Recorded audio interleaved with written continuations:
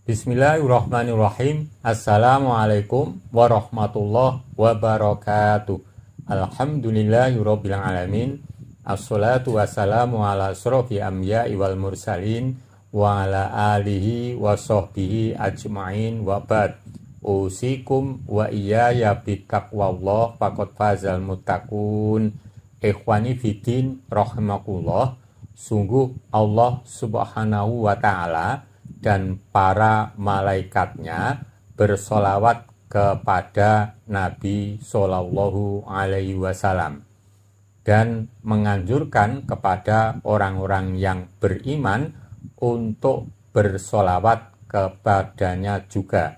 Innallaha wa malaikatahu yusholluna ala nabi ya ayyuhalladzina amanu shollu alaihi wasallimu taslima.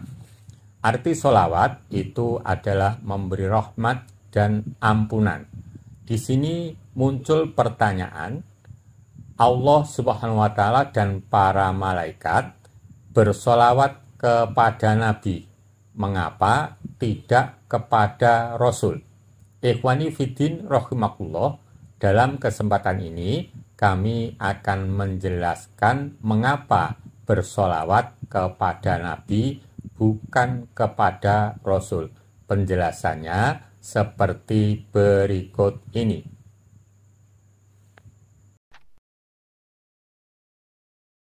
Alasan yang harus difahami: 1. Bahwa tidak semua nabi itu rasul, tetapi setiap rasul itu nabi. 2. Tidak ada ayat yang memerintahkan untuk taat kepada nabi, tetapi memerintahkan taat kepada rasul. Qul ati'ullaha wa rasulah fa in tawallaw fa innallaha la yuhibbul kafirin. Katakanlah, taatilah Allah dan Rasulnya. Jika kamu berpaling, maka sesungguhnya Allah tidak menyukai orang-orang kafir. Ali Imran 32. 3. Dalam melaksanakan sesuatu, Rasul tidak bermusyawarah, tetapi Nabi diperintahkan untuk bermusyawarah. Fabima rahmatin minallahi linta lahum walau kunta fadhdhan ghalidhal qalbi lam fadu min khawlik fa'fu anhum wastaghfir lahum wa syawirhum fil amr fa idza azamta fatawakkal 'ala Allah.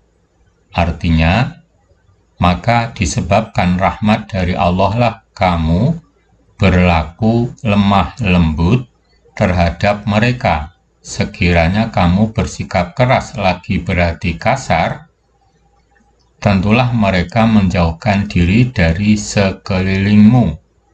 Karena itu, maafkanlah mereka, mohonkanlah ampun bagi mereka, dan bermusyawarahlah dengan mereka dalam urusan itu. Kemudian, apabila kamu telah membulatkan tekad, maka bertawakallah kepada Allah. Al-Imran 159. Ikhwani fiddin rahimakumullah, Rasul itu menerima wahyu dari Allah untuk disebarluaskan kepada orang lain. Sedangkan Nabi menerima wahyu dari Allah untuk dirinya sendiri, tidak punya kewajiban atau tidak diperintahkan untuk menyampaikan kepada orang lain. Sehingga apa yang dilakukan oleh Rasul itu benar-benar mutlak dari Allah dan tidak diragukan lagi kebenarannya, karena sudah barang jadi. Sementara apa yang dilakukan oleh Nabi itu kadang memerlukan dibicarakan dengan orang lain atau musyawarah. Sedangkan Rasul menyampaikan wahyu tanpa ada musyawarah. Hal yang demikian itulah yang membuat bahwa kalimat salam itu pantas untuk disampaikan kepada Nabi, tetapi tidak untuk Rasulnya. Sedangkan Rasul itu menyampaikan semua yang sudah jadi dari Allah Subhanahu wa ta'ala tidak butuh dimusyawarahkan. Ikhwani fiddin rahimakumullah, kami akan mengaturkan kelanjutan alasan-alasan mengapa salam itu disampaikan kepada Nabi, tidak kepada Rasulullah. Penjelasannya berikutnya seperti berikut.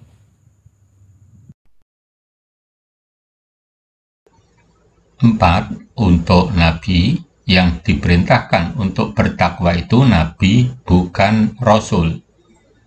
Ya ayuhan nabiyyu ittaqillaha wa la tuti'il kafirina wal munafikin innallaha kana aliman hakima. Artinya, hai Nabi, bertakwalah kepada Allah dan janganlah kamu menuruti keinginan orang-orang kafir dan orang-orang munafik. Sesungguhnya Allah adalah Maha Mengetahui lagi Maha Bijaksana. Al-Ahzab ayat 1. 4. Untuk Rasul yang diperintahkan untuk mengimani itu Rasul, bukan Nabi. Amana Rasulu bima unzila ilaihi mir rabbihi wal mu'minuna kullun amana billahi wa malaikatihi wa kutubihi wa rusulih. Rasul telah beriman kepada Al-Quran yang diturunkan kepadanya dari Tuhannya. Demikian pula orang-orang yang beriman. Semuanya beriman kepada Allah, malaikat-malaikatnya, kitab-kitabnya, dan rasul-rasulnya. Al-Baqarah 285. 5. Nabi tidak diperintahkan menyampaikan risalah atau wahyu. Rasul diperintahkan untuk menyampaikan risalah.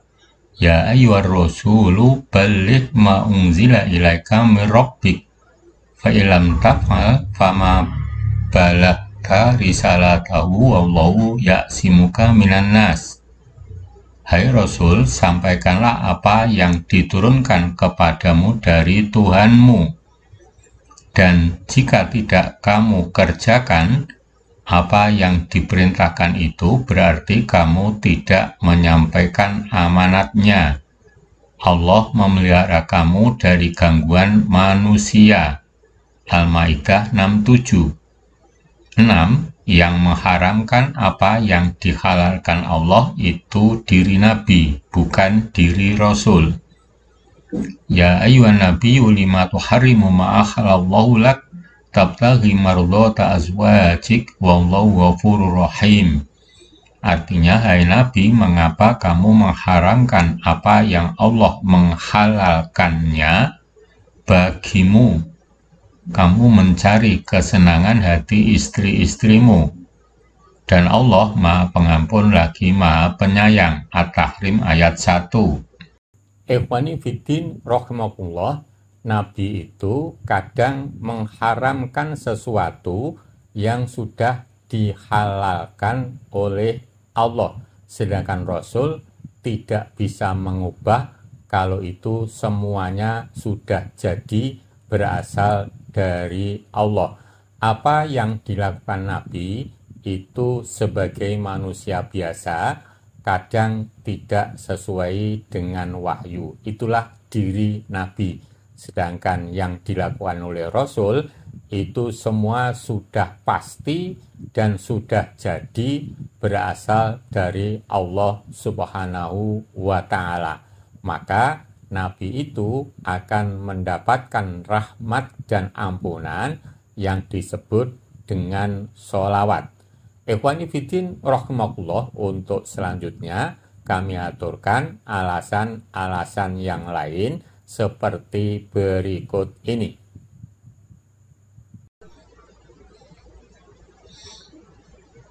Tujuh, yang berhak mendapatkan harta rampasan itu Rasul, bukan diri Nabi.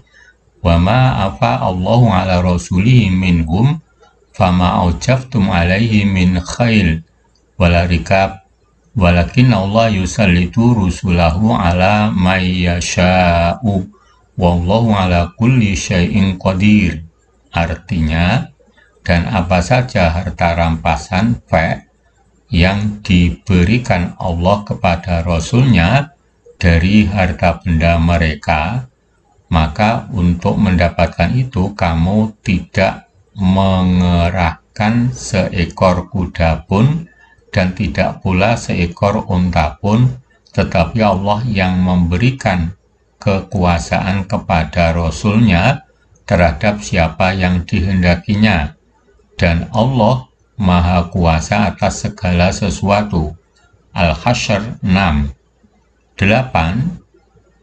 Yang ditaati dan dilaksanakan itu apa yang diberikan Rasul, bukan yang diberikan Nabi. Wa ma'atakumur rasulu fakhuduhu wa manahakum anhu fantahu wa taqullaha innallaha syadidul iqab. Artinya, apa yang diberikan Rasul kepadamu maka terimalah dia, dan apa yang dilarangnya bagimu maka tinggalkanlah, dan bertakwalah kepada Allah, sesungguhnya Allah sangat keras hukumannya. Al-Hasyr 7. 9. Yang berhak diikuti itu ayat-ayat Allah yang dibawa Rasul, bukan dari Nabi. Walau anna alaknahum bi'adzabim min qablih laqalu rabbana laula arsalta ilaina rasula wa nattabi'a ayatika min qabl an nadhilla wa nahza.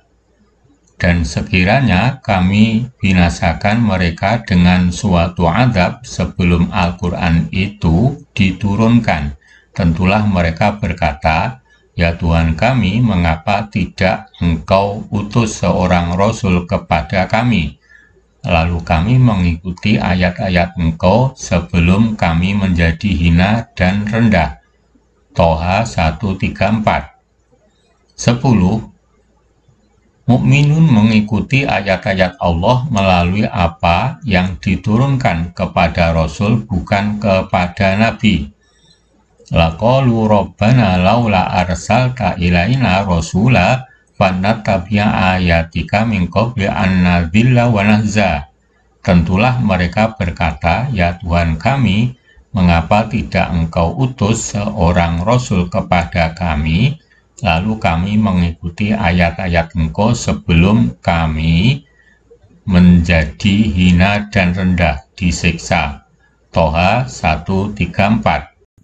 Ikhwani fiddin rahimahullah, demikian tadi yang kami aturkan alasan-alasan mengapa sholawat itu diberikan kepada Nabi. Karena Nabi itu diperintahkan oleh Allah untuk bertakwa, taat, dan seterusnya. Sedangkan Rasul itu untuk ditaati oleh orang-orang beriman, diimani, serta dilaksanakan apa yang disampaikan, kemudian tidak dilaksanakan apa yang menjadi larangannya. Semoga kita semuanya termasuk hamba Allah yang benar-benar taat kepada Allah dan Rasul-Nya, dan dimudahkan untuk menuju jalannya yang lurus. Amin. Billahi taufik wal hidayah. Assalamualaikum warahmatullahi wabarakatuh.